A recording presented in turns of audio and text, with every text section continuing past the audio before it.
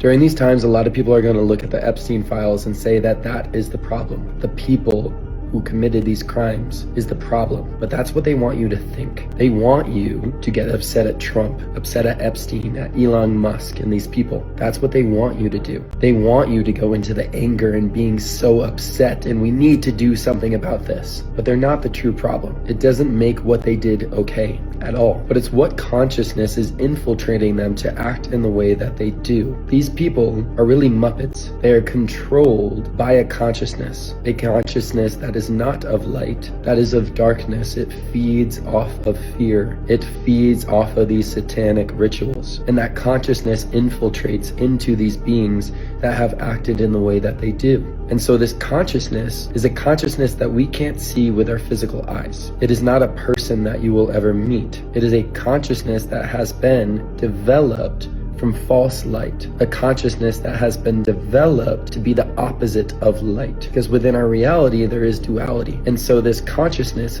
feeds off of not love, it feeds off of fear. And as this consciousness grows and grows, well, the crimes have to get more and more horrendous. The things that this consciousness does has to get worse and worse, because that's how it feeds. And so what we have to see is that the true problem is this consciousness. And how do we overcome that consciousness? Well, we raise our own consciousness. We raise our light. We become aware to this. And when something like this happens, no matter how hard it is, we don't get worked up about it. We don't riot and scream, because that's what that consciousness wants. It feeds off of that. It's extremely manipulative. And so our job during this time is to recognize what's happening, is to see it happening around us, and to not let it infiltrate us. Instead, we say that is not what we choose, and instead we raise our consciousness. We raise our light. We see our power and our divinity within, and through the expansion of our light, the increase in